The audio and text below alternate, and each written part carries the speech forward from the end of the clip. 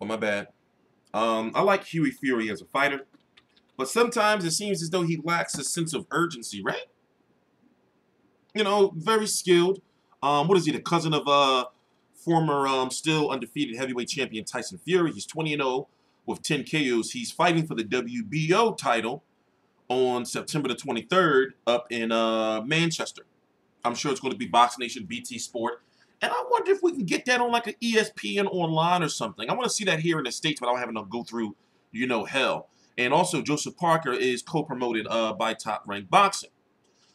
This fight has been in the making for quite some time, but, Hughie Fury was involved in, some shit, basically. A little bit of a, rumored PD allegations. Now, he cool now, thank God, because he's too young to be involved in some shit like that. And also, I'm a big fan of the Fury family. I can't lie, man. But however, I'm not going to sit here and just say that Joseph Parker might not beat him. We're still trying to find out who Joseph Parker is as a fighter. And I'm glad that he did have that Andy Ruiz fight, because that was a fight where both fighters, it was like a 50-50 type of situation, because people were like, okay, all right, Joseph Parker, people say you good, now let's step you up against competition. So, he met Andy Ruiz, and he didn't look good, but he won the fight clearly in my eyes, and it was a big step up for him as a fighter. So now he's in a situation where his belt is highly coveted. He's looked at as being the weakest of the heavyweight champions. And remember, there's only two of them. But looking at the heavyweight division as a whole right now, the shit is deep. And at the top of the hill is Anthony Joshua. Eddie Hearn had just met with Duco Events, the promoter of Joseph Parker. I'm going to put the video on the channel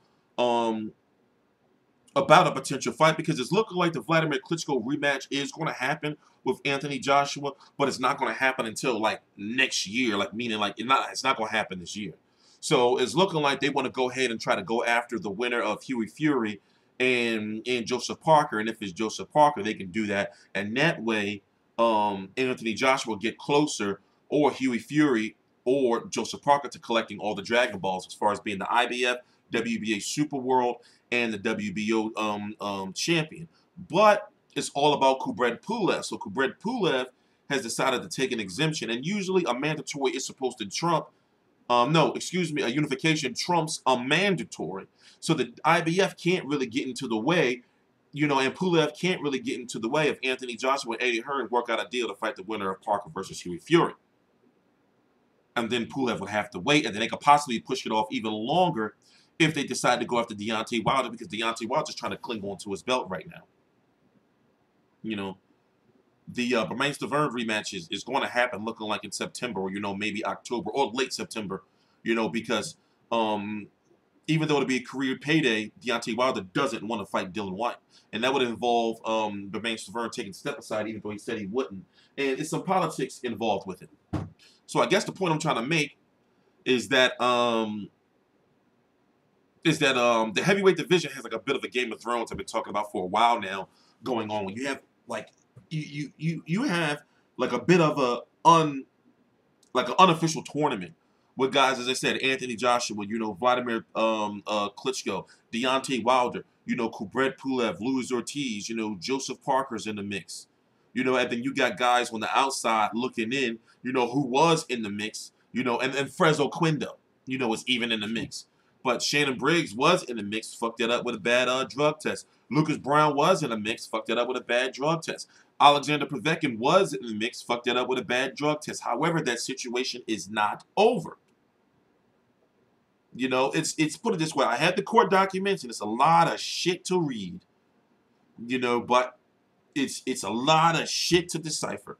But the Deontay Wilder, Alexander Povetkin situation is not over, and Deontay Wilder has not still been paid yet from the money that's in escrow. It's a crazy, crazy situation going on, So, then you have guys like Gerald Big Baby Miller and Gerald Washington, Big Baby Miller and or Gerald Washington, depending on who wins, will be about 1 or 2 fights away from being like in a mandatory.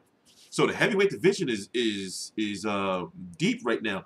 And then you got Tyson Fury. We're still trying to wait for what he's going to do, and it's looking like his situation with the British Board of Control is looking like that situation may be over. In like October or so. Even though that's late, but still, we could see him back in the ring at in 2018, especially if he stop being fat. You know, if he's fat.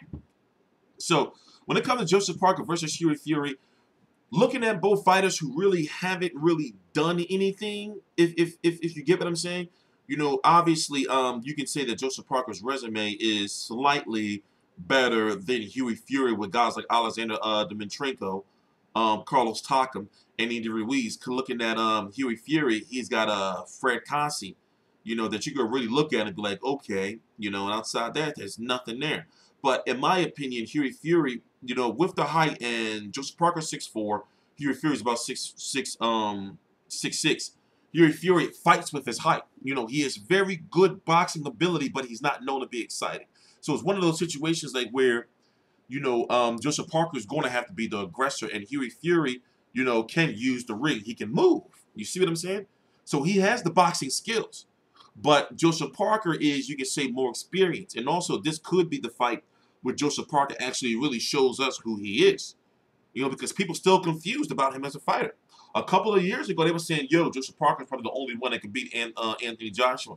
Now, they're like, nah, you know, Joseph Parker gets sparked out. So times have changed. So that fight's happening in September. We're going to have some press conference stuff coming today. I'm T-Street Controversy. Oh, T-Street Controversy Live.